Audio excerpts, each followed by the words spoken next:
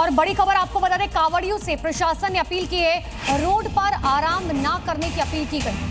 दरअसल सहारनपुर समेत कई जगहों पर निरीक्षण किया गया। कांवड़ शिविरों का निरीक्षण करने के दौरान सुरक्षा मानकों के पालन का निर्देश दिया गया है। खास तौर से ये गुजारिश की गई है सहारनपुर में कि रोड पर आराम न करें बल्कि शिविर में आराम करें।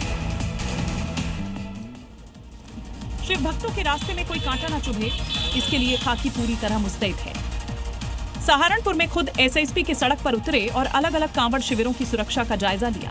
शिविरों के अंदर फायर सेफ्टी के इंतजाम चेक किए, अग्निशमन यंत्र की जांच की, यानी एक एक चीज की बारीकी से पड़ताल की और संचालकों को साफ निर्देश दे दिए कि लापरवाही बर्दाश्त नहीं होगी। प्रशासन ने शिव भक्तों से अपील करते हुए कहा कि सड़क पर भूलकर भी विश्राम न करें, सिर्फ शिविरों में रुकें ताकि सफर सुरक्षित रहे और जान की किसी भी मुसीबत से बचा जा सके।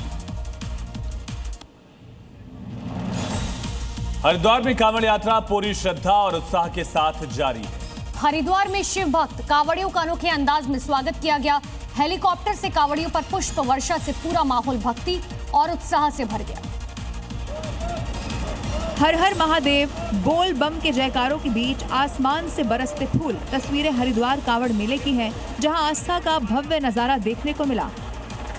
देखिए, देश भर से लाखों कांवड़िए गंगा जल लेने हरिद्वार पहुंचे हैं।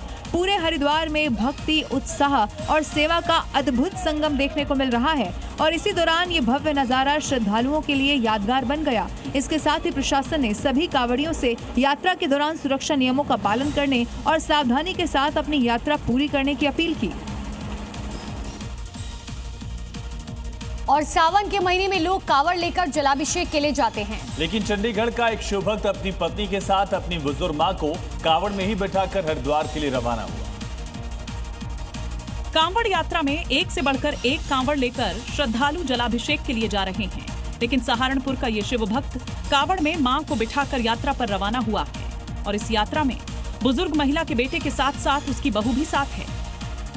दोनों पति पत्नी बुजुर्ग मां को कांवड़ में बैठाकर जलाभिषेक के लिए जा रहा है। चंडीगढ़ के राजकुमार अपनी पत्नी और भाभी के साथ पालकी में अपनी मां बिठाकर हरिद्वार से चंडीगढ़ के लिए पैदल यात्रा कर रहे हैं और कांवड़ में बैठी मां अपने बेटों और बहुओं को आशीर्वाद देते नहीं थक रही। परिवार ने इस कांवड़ का नाम श्रवण कावड़ियच रखा है। अहमदाबाद में दबंग बन रहे एक शख्स की पुलिस ने हिकड़ी निकाल दी।